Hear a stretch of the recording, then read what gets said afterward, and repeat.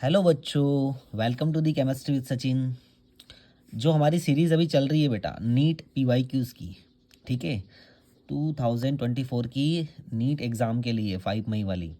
उसमें हम सिर्फ और सिर्फ पीवाईक्यूज़ डिस्कस ही नहीं कर रहे हैं।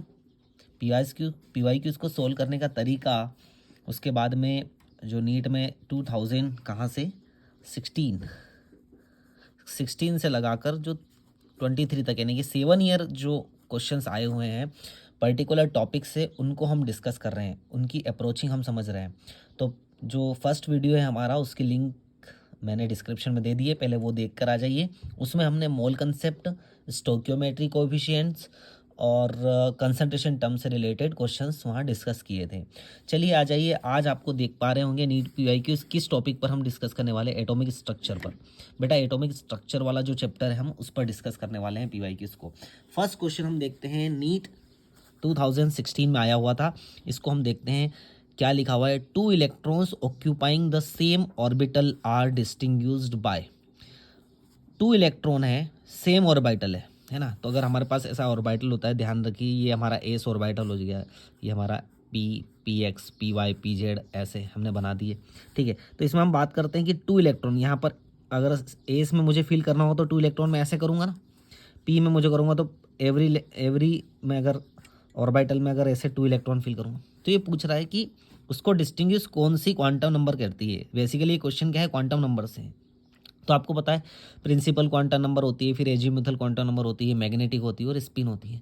तो बेटा ये जो प्रिंसिपल है, एजीमुथल है, मैग्नेटिक है, ये सारी की सारी ऑर्बिटल के बारे में बात करती है ना। और अगर हम देखा जाए तो ये जब एक ही ऑर्बिटल के अंदर दोनों इलेक्ट्रॉन हैं, सेम ऑर्बिटल, ठीक है, फिर सेम ऑर्बिट, है ना, तो इस वजह से फिर सेम सबसेल, लेकिन 2 इलेक्ट्रॉन को डिस्टिंग्विश कैसे, मतलब सेम ऑर्बिटल वाले 2 इलेक्ट्रॉन को डिस्टिंग्विश करने वाली कौन सी क्वांटम नंबर है। तो ना तो ये है, ये है, ये है, कौन सी होगी, स्पिन होगी। क्योंकि स्पिन क्वांटम नंबर ही एक ऐसी है जो क्या बता सकती है, 2 इलेक्ट्रॉन को डिस्टिंग्विश कर सकती है। अगर इस तरह से अगर है तो हम उसे प्लस हाफ लिखते हैं, अगर इस तरह से है स्पिन इसकी इलेक्ट्रॉन की तो हम उसे माइनस हाफ लिखते हैं। तो ओनली एक ही है quantum number, spin quantum number, जो क्या करती है, डिस्टिंग्विश करती है किसको, 2 electron occupying the same orbital. Same orbital के अंदर वाले इलेक्ट्रॉन को सिर्फ यही करती है, बाकी की तीनों नहीं करती है। तो क्वेश्चन आपका राइट आएगा स्पिन, ठीक। अब देखिए सेकंड क्वेश्चन, बहुत ये नीट 16 का था, ये भी 16 में पूछा गया। How many electrons can fit in the orbital for which n is equal to 3 l is equal to 1। बिल्कुल हमें पता ही है, ये तो बहुत सिंपल है। n इज इक्वल टू 3 तो 3 हो जाता है, l इज इक्वल टू 1। तो हम देखते हैं l इज इक्वल टू 0 होता है तो हम उसे s लिखते हैं, 1 होता है तो हम उसे p लिखते हैं। तो यहाँ पर p है, यहाँ पर 1 है तो यहाँ पर p रहेगा, और n इज इक्वल टू 3, तो हमारे पास कौन सा ऑर्बिटल आ गया, 3p। और ऐसे ही बच्चे हैं ना, बहुत जल्दी p है मतलब कितने इलेक्ट्रॉन हो जाएंगे, p में मैक्सिमम कितने इलेक्ट्रॉन जाते हैं, 6, और ये वाला आंसर कर देंगे, जबकि ये गलत हो जाएगा। क्योंकि ये जो 3p है ये क्या है बेटा, सबसेल है आपकी। क्या क्या है, सबसेल है। क्या है ये, सबसेल है। समझ रहे हो आप, यहाँ थोड़ा सा रुक जाना, आप ध्यान रख लेना इसको, बात को, वरना गड़बड़ हो जाएगी। 3p इज एन सबसेल, लेकिन क्वेश्चन देखिए आप, आपसे क्या पूछा गया है, orbital. How many electrons can fit in the orbital for which, only orbital के बारे में पूछा है। तो अगर ऑर्बिटल के बारे में पूछा है तो 3p की अगर एक ऑर्बिटल की बात करें हम, तो उसमें मैक्सिमम कितने इलेक्ट्रॉन जाएंगे, 2। तो आंसर यहाँ पर आ जाता है 2। समझ रहे हो इस बात को, because for n is equal to 3 and l is equal to 1 होता तो क्या है आपका 3p, ठीक है। और एक पर्टिकुलर 3p ऑर्बिटल में, ये यहाँ बात कर रहे हैं, पर्टिकुलर 3p ऑर्बिटल में 2 इलेक्ट्रॉन होंगे मैक्सिमम। ये जो 6 इलेक्ट्रॉन है ये सबसेल की बात है, पूरी सबसेल में होंगे, ये ऑर्बिटल की बात नहीं कर रहे हैं, सबसेल की बात कर रहे हैं। तो एक सिली मिस्टेक ना हो आपको, तो क्वेश्चन में आप करके तो आ जाएंगे कि बिल्कुल हमारा सही है, लेकिन घर आके दिखेंगे तो गलत हो जाएगा, है ना।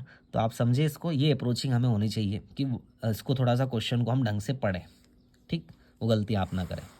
नेक्स्ट क्वेश्चन है 16 में, ये भी 16 में ही आया हुआ है। Which of the following pairs of D orbital will have electron density along the axis. अच्छा, अलोंग द एक्सिस और बिटवीन द एक्सिस, है ना। हम अगर देखें दो ही चीज़ें यहाँ पर इस कंसेप्ट के लिए काम आती है, between the axis between the axis.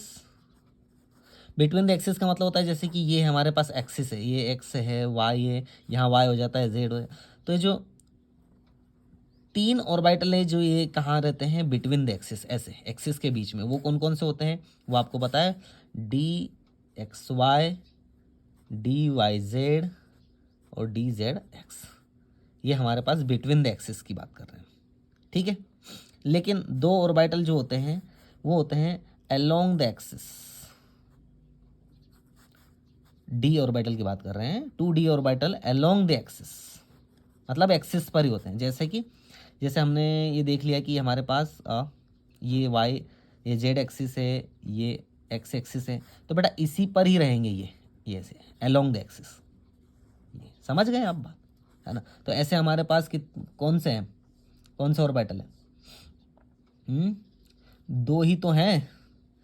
कौन कौन से, ये तीन खत्म हो गए, बचे हुए कौन से हैं, याद रखने की जरूरत है क्या, d x square minus y square, और एक कौन सा है, डी जेड स्क्वायर। तो क्या बात की थी, pairs d orbital will have electron density कहाँ रहती है, along the axis. Along the axis कौन से, d x square minus y square, ये नहीं है, ये नहीं है, d z square d x, yes, C is the right answer of the following question. ऐसे छोटे छोटे कॉन्सेप्ट हैं और उनको ये समझना है, ठीक। चलिए नेक्स्ट क्वेश्चन हमारा 2017 में आया हुआ है, और काफ़ी थ्योरी आपको पढ़ते हैं ना तो आपको समझ होनी चाहिए।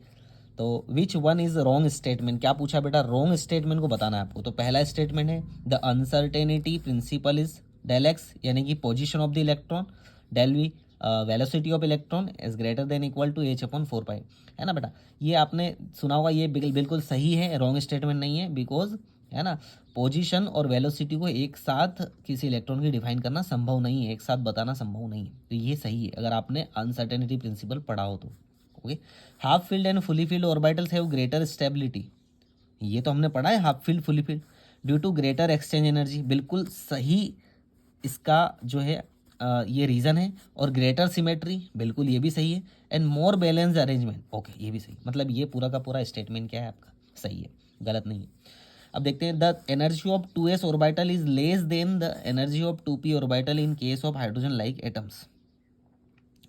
नहीं, ये मुझे गलत लग रहा है, फिर से पढ़ते हैं। The energy of 2s orbital is less than the, नहीं, 2s ऑर्बिटल की एनर्जी कम होती है 2p ऑर्बिटल की in case of hydrogen like atoms. नहीं बेटा, हाइड्रोजन लाइक एटम्स में जो 2s की जो ऑर्बिटल की एनर्जी है वो ज़्यादा होती है as compare to 2p orbital के, ठीक है।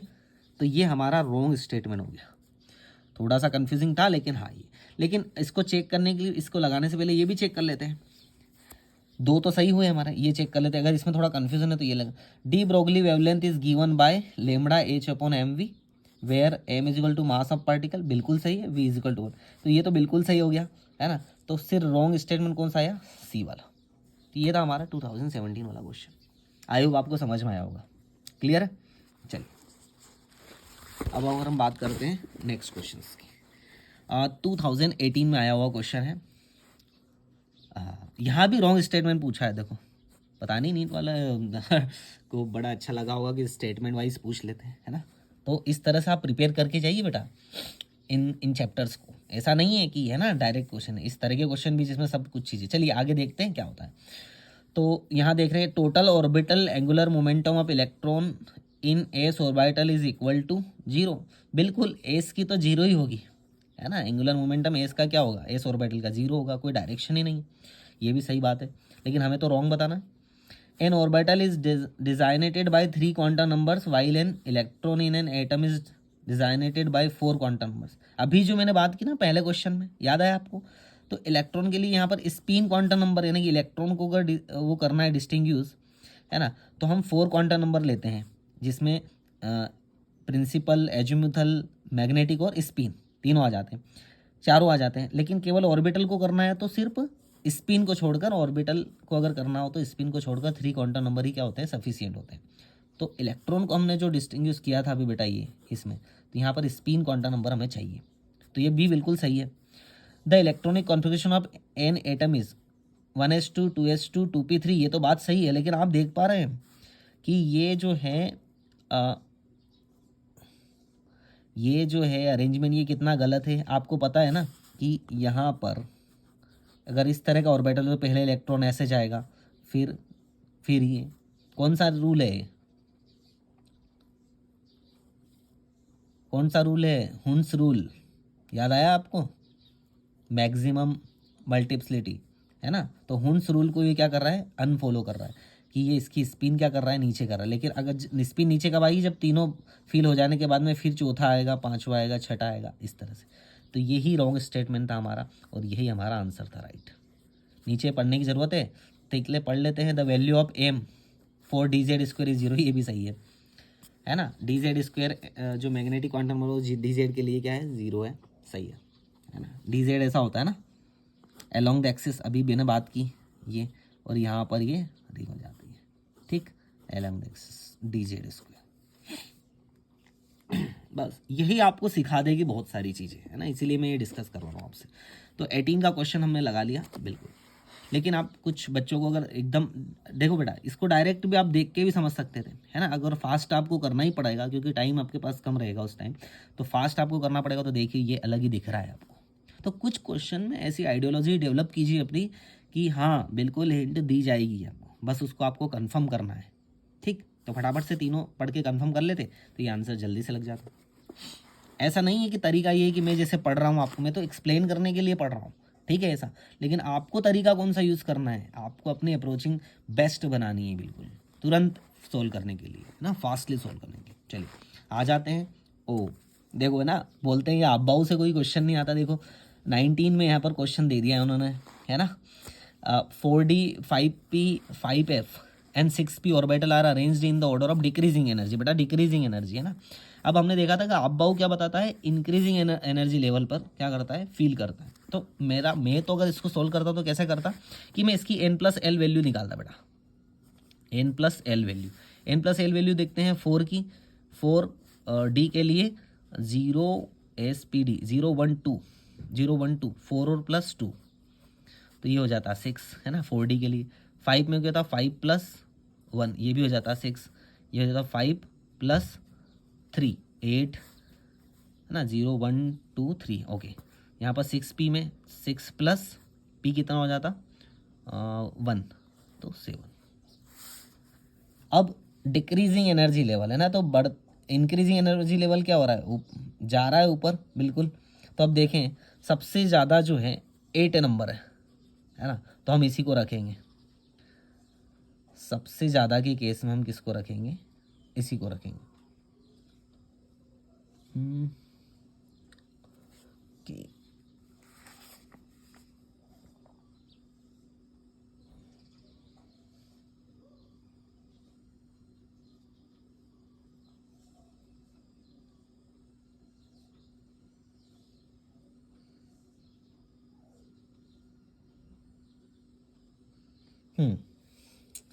तो सबसे ज़्यादा कौन है, 5F, कहाँ चला गया, ये रहा, है ना, क्योंकि इसका n+L वैल्यू क्या आ रहा है, 8 आ रहा है, तो 8 आ रहा है ना, तो सबसे ज़्यादा इसका है।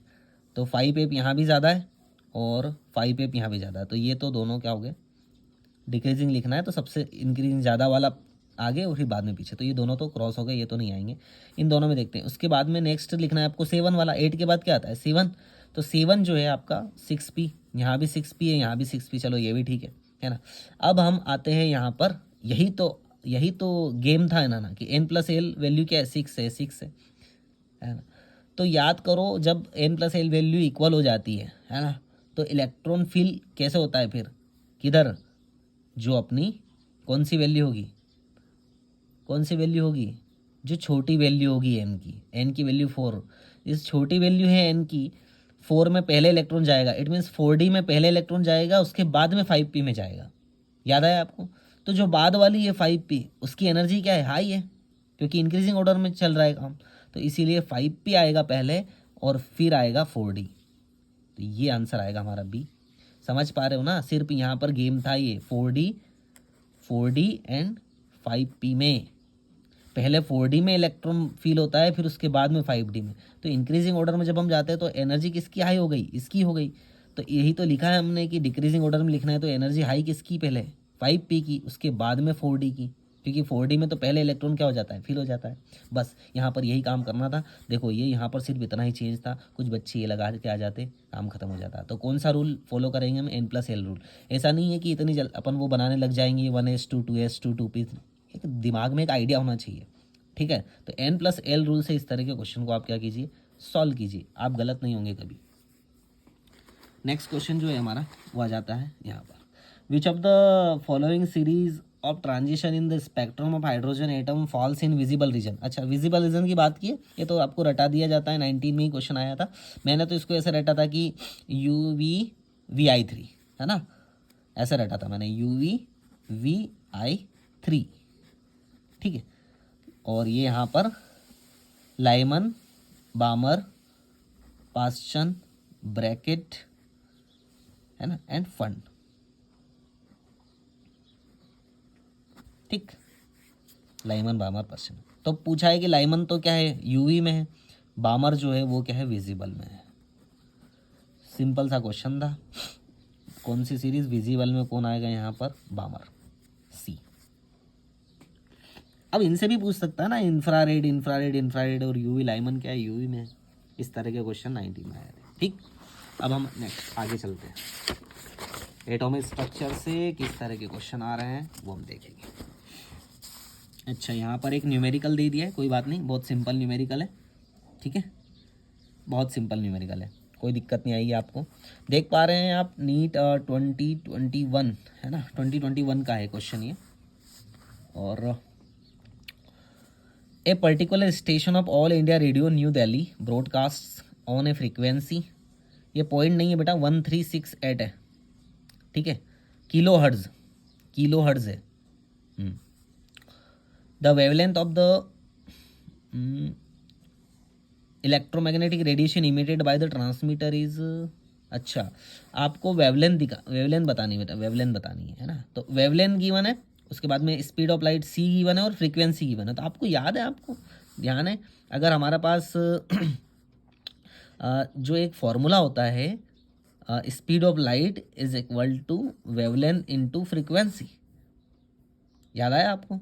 तो अभी हमें यहाँ पर क्या चाहिए, वेवलेंथ निकालना है। तो इस फॉर्मूले को हम थोड़ा सा इस तरह से अरेंज करेंगे, वेवलेंथ c अपॉन क्या हो जाएगा, फ्रीक्वेंसी, यही तो काम था हमारा। चलिए एक काम और कर लेते हैं, ये निकालना है। c क्या है यहाँ पर, ये दे रखा है गिवन 3.0 इंटू 10⁸ अपॉन, ये क्या है, मीटर सेकेंड इनवर्स, ओके। यहाँ हम बात करेंगे किलो हर्ट्ज़ की, किलो हर्ट्ज़ में दे रखी है ना। तो इसको हम 1368 है ना, किलो हर्ट्ज़ है, तो हम यहाँ पर इसको 10⁻³ लिख देंगे, ठीक है। जैसे ही हम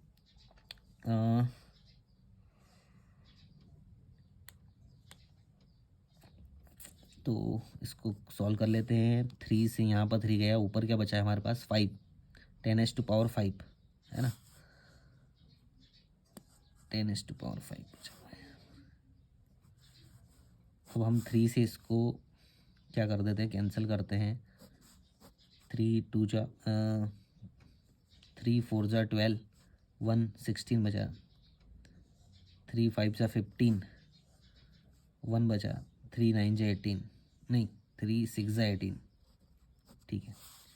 तो 1 इंटू 4 5 6, इस तरह के क्वेश्चन में ना बड़े बड़े ध्यान से आपको कैलकुलेशन करनी है बेटा। क्यों, क्योंकि देखो 219.3 219.2 मतलब 0.2 और 0.3 का ही डिफरेंस है, ठीक है। इधर भी यहाँ पर भी इस तरह से, मतलब 2192, ये कन्फ्यूज़ करने के लिए चारों ऑप्शन है आपके पास। तो बहुत स्मूथली आपको बहुत सही से कैलकुलेशन करनी होगी, और इसका आंसर आप देखेंगे तो मेरे को पता है ये आंसर इसका ही आएगा, ठीक है, 219.3। लेकिन फार्मूला आपको समझ में आया, कैसे अरेंज करना था, क्या लिखना था, ठीक है, ओके। नेक्स्ट जो है आपका 2022 का वापस से फिर से न्यूमेरिकल आया हुआ है। तो if radius of second Bohr orbit, अच्छा second Bohr orbit of the helium ion in is 105.8 picometre, what is the radius of third Bohr orbit of lithium ion. ये है ना कैसे आयन है, हाइड्रोजन लाइक आयन है बेटा, ये hydrogen like ion है, क्या हाइड्रोजन लाइक एटम है, आयन है, ठीक है, ये बात समझनी होगी आपको। हाइड्रोजन लाइक एटम है तो अगर बोहर एटॉमिक मॉडल हमने पढ़ा है तो वहाँ पर इसकी जो क्या निकालनी है आपको, what is the radius, radius निकालनी है। तो हाइड्रोजन लाइक एटम के लिए जो रेडियस गिवन थी हमारी वहाँ पर वो थी R is equal to n, मतलब यहाँ पर ऑर्बिट है और जेड यहाँ पर एटॉमिक मास है। अगर इसको हमें और भी आगे ले जाते हैं हाइड्रोजन लाइक में तो यहाँ पर वो आ जाता पिकोमीटर की, अगर हम बात करते हैं 52.9 और इंटू एन स्क्वायर जेड। यही था हमारा फार्मूला, इसी से हम निकालेंगे क्या, रेडियस हाइड्रोजन लाइक एटम की।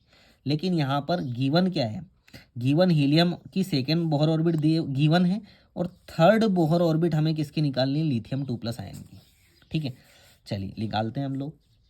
तो थर्ड ऑर्बिट है बोहर ऑर्बिट की, तो इसमें हम देख लेते हैं कि थर्ड ऑर्बिट में क्या क्या चाहिए हमें। एन और जेड की वैल्यू चाहिए कि यहाँ पर एन क्या है बेटा, ऑर्बिट, और जेड यहाँ पर क्या है, एटॉमिक नंबर, याद रखिएगा। तो थर्ड ऑर्बिट के लिए, थर्ड ऑर्बिट के लिए अगर हम बात करें लिथियम 2+ आयन की, तो इसके लिए एन क्या होगा 3, क्योंकि थर्ड ऑर्बिट है तो एन क्या हो जाएगा 3। लेकिन जेड क्या होगा, गिनो, hydrogen helium lithium, atomic number क्या आ रहा 3, तो जेड भी क्या आ जाएगा 3। अब हम बात करेंगे सेकेंड ऑर्बिट ऑफ, क्या है सेकेंड ऑर्बिट किसकी, हीलियम की है, हीलियम प्लस की है। तो यहाँ पर एन इज इक्वल टू क्या आ जाएगा, सेकेंड है तो सेकेंड, और हीलियम देखो हाइड्रोजन हीलियम सेकेंड नंबर पर, तो hydrogen helium Z is equal to 2 आ जाएगा। ये हमने लिख लिया। अब हम इसको यहाँ पर अरेंज करते हैं फॉर्मूले में, याद ध्यान रखिएगा। ये आर जो है ये थर्ड ऑर्बिट की है, ठीक है, और ये किसकी है, लिथियम की है, Li2+ की है, अपॉन ये जो आर है ये निकालना है हमें, ये है R2 और मतलब 2 सेकेंड ऑर्बिट की है और ये है किसकी है, हीलियम की है, इज इक्वल टू। जैसे ये फार्मूला यहाँ पर मैंने अरेंज किया तो ये देखो 52.9 यहाँ लिखूंगा, 52.9 यहाँ लिखूंगा, क्रॉस हो जाएगा। मैं इस 52.9 को लिख ही नहीं रहा हूँ यहाँ पर, समझ गए आप। यहाँ से ऑटोमेटिकली कट जाएगा ना, दोनों को अपन में देखा है तो मैंने। तो फिर मैं क्या करूँगा, सिर्फ यहाँ पर हम इसकी बात कर लेते हैं, इसको हम मान लेते हैं 1 1 और इसको हम मान लेते हैं 2 2 N2 2, तो हमें कन्फ्यूज़न नहीं होगा। तो लिथियम के लिए N1 Z1 है ना, तो यहाँ पर N1 स्क्वायर, ठीक है, ध्यान रखना, अपॉन Z1, ठीक है, स्क्वायर नहीं आएगा। और हीलियम के लिए यहाँ पर क्या आ जाएगा, N2 स्क्वायर, और अपोन में जाएगा Z2, तो अपोन में इसको ऊपर ले जाते हैं तो यहाँ पर हम लिख देते हैं Z2। क्लियर हुई बात, ठीक है। अगर हम इसको अरेंज करना चाहें तो ऐसे भी कर सकते हैं कि N1 स्क्वायर और N2 स्क्वायर इंटू Z1 और ऊपर क्या लिख देंगे Z2। अगर N1 square N2 square, N1 क्या है यहाँ पर 3 है और ये 2 है, तो हम इसको ऐसे लिख सकते हैं, यहाँ पर ये ऐसे ही यहाँ से आ रहा है ना, ठीक है। यहाँ पर हम लिख देंगे कि 3 × 3 और N2 क्या है 2 × 2। फिर Z1 क्या है बेटा, Z1 हमारे पास क्या है 3, नीचे 3 और फिर ऊपर 2, ठीक। तो अगर हम इसको देखें बड़ी बारीकी से, और इसकी जगह क्या आ जाएगा, हीलियम की जगह, हीलियम की जगह तो हमने लिखा ही नहीं, चलो यहाँ लिख देते हैं। हीलियम की जगह आ जाएगा 105.8 पिकोमीटर, और इसकी निकालनी है हमें R3 हमें क्या करना है, लिथियम आयन की निकालनी है।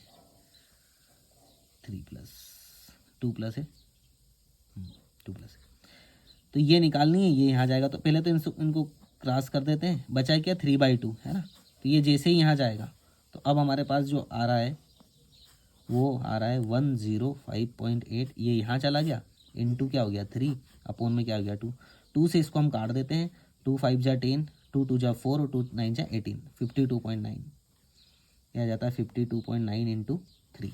जैसे ही काटेंगे 9 3 जा 27, सही किया मैंने, 2 5 जा और 2 9 जा 18, ठीक है। तो 9 3 जा 27, 2 बचा, 3 2 जा 6 7 8 और 15 15, ठीक है। तो यहाँ पर 1 डेसिमल है 1 के बाद में, तो यहाँ पर 1 के बाद में लगा देता हूँ मैं, तो आया आंसर आपका 158.7 कहाँ पर है क्वेश्चन आंसर, ये रहा 158.7 पिकोमीटर। इस तरह से आपको सोल्व करना था बेटा, ठीक। चलिए टाइम ज़्यादा हो रहा है लेकिन फिर भी मैंने आपको एक्सप्लेन कर दिया इस तरह से इसको करना। लास्ट क्वेश्चन हम देखेंगे नीट 2023 का स्टेटमेंट वाइज क्वेश्चन है बेटा। Select the correct statement from the following. Correct, अब यहाँ पर करेक्ट पूछा है, इनकरेक्ट नहीं पूछा है। तो देखेंगे पहला स्टेटमेंट है atoms of all elements are composed of 2 fundamental particles. नहीं, ये रॉन्ग स्टेटमेंट है। 3 फंडामेंटल पार्टिकल्स, इलेक्ट्रॉन, प्रोटॉन और न्यूट्रॉन्स, ठीक। और भी होते हैं पार्टिकल्स लेकिन इसने 2 लिखा था इसलिए ये रॉन्ग हो गया। The mass of the electron is 9.1 into 10⁻³ kg। बिल्कुल ये सही है। All the isotopes of the given element show same chemical property. बिल्कुल, आइसोटॉप्स में क्या होंगे, इलेक्ट्रॉन सेम होंगे ना। इलेक्ट्रॉन होंगे तो इलेक्ट्रॉन ही क्या करते हैं, केमिकल प्रॉपर्टीज के लिए रिस्पॉन्सिबल होते हैं इलेक्ट्रॉन, इसलिए ये भी क्या है, सही है। प्रोटॉन एंड इलेक्ट्रॉन और कलेक्टिवली नोन एज न्यूक्लियन। बिल्कुल गलत, क्योंकि इलेक्ट्रॉन नहीं बेटा, प्रोटॉन और न्यूट्रॉन दोनों को मिला के हम क्या बोलते हैं, न्यूक्लियन। तो ये एकदम रॉन्ग हो गया स्टेटमेंट, पहला वाला भी रॉन्ग था। Dalton's atomic theory regarded the atom as an ultimate particle of matter. बिल्कुल सही, यही बोला उसने कि अल्टीमेट पार्टिकल ऑफ मैटर है ना, एटम की रिगार्डिंग। तो क्या क्या सही है हमारा, बी, सी और ई। तो नीचे लिखा था choose the correct answer from the options given below. B C E कहाँ पर है, बी सी ई ये रहा, थर्ड वाला ऑप्शन सही है ना, बी सी ई। इस तरह के क्वेश्चन आएंगे बेटा। एंड मैं आई होप आपको अच्छा लगा होगा सेशन। अच्छा लगा तो आप बिल्कुल कमेंट कीजिए, है ना, शेयर कीजिए अपने कलीग्स के साथ जो भी प्रिपरेशन कर रहे हैं नीट की। इस तरह की क्वेश्चन अप्रोचिंग आपकी होनी चाहिए, पढ़ के समझ के थोड़ा स्पीड बढ़ा के और इस तरह से सॉल्व आपको करना चाहिए, ठीक है। So best of luck for your examination. मिलते हैं नेक्स्ट वीडियो में, बने रहिएगा। Thank you so much, bye bye.